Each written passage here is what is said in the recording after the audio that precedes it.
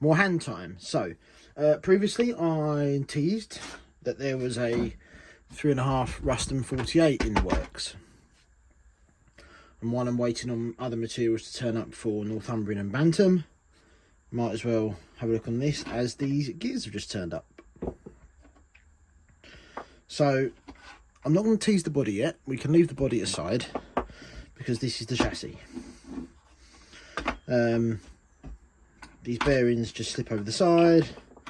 They are oil-like bearings that run very well.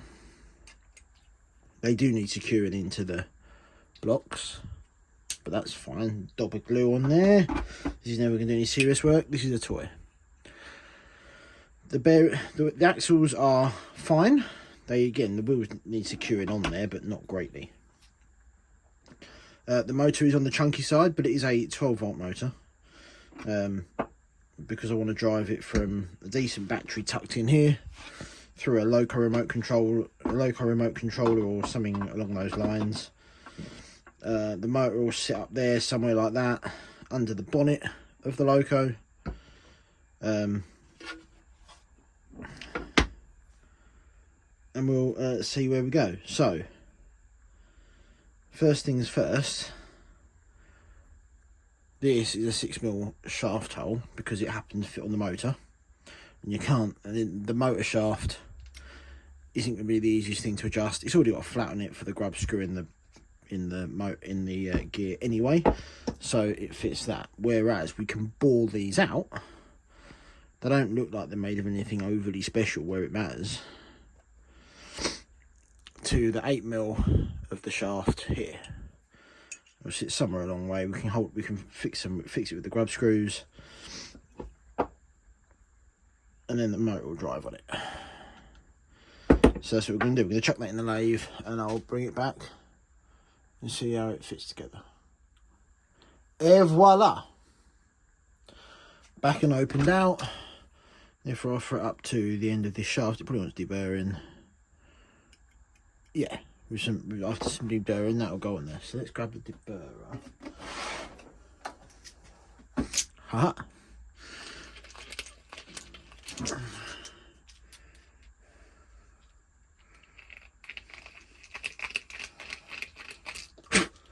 Right, there we go. There's that. So, put a wheel off. As we guessed, there are some more burrs in there on the cross-drilled tapped holes for the grub screws, unsurprisingly. So let's grab some description of reamy type thing.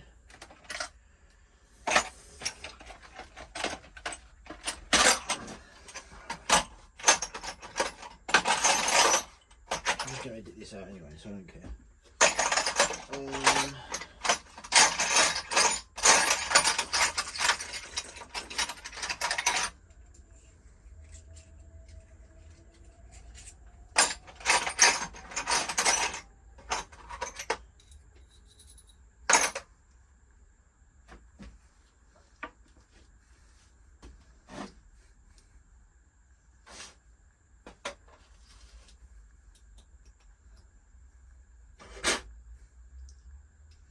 Yeah, this needs reaming. So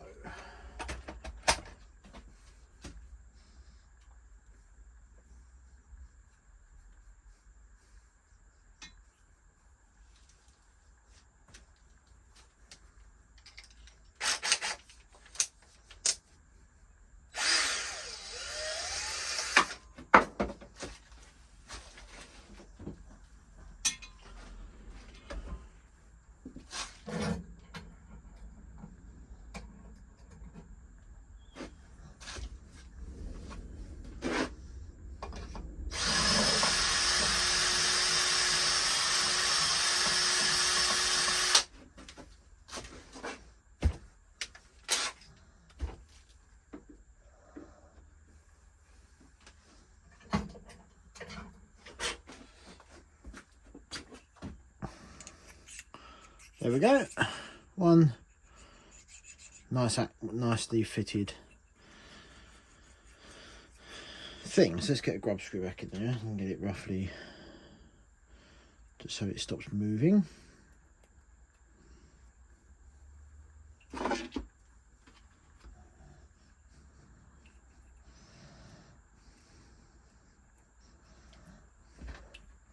I'll say for the amount of work this is going to do, not overly bothered if it goes a bit awry.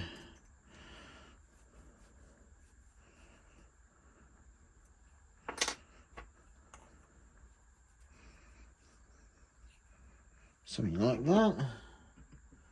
Oh, not by a long shot. So if I want to go on a little bit further. As near as damn it, 3.5 inches. Stick that back on there. Park that on there. Stick that back on there. And we have a drive axle in the loco. So now we can work out the mounting of this. So the nice little bracket is printed and on. You see it's right at the top of the adjustment I put in it, but that's fine. So what's printing at the moment is a bonnet. Basically a replacement bonnet for this one, because I printed it up what I've decided was the wrong way. So I'm going to print it up the other way. And then the cab is the cab I already had anyway, which is fine. That will go on there like that. And you get the idea. So I need some buffer beams. They're drawn, but they need modifying because they're a bit, they weren't thick enough. Need some locating brackets to hold the cab and bonnet in place, because they are pretty movable. The roof I've drawn needs sticking up, and then I need to find a battery to fit in it. But that's looking like a Ruston 48-ish, because the bonnet is overscaly too tall. The cat, something, it's not quite right. It's based off one that was used down at the Channel Tunnel depot that I found a photo of, but it's not quite right. But it's close enough to be passable as a 48.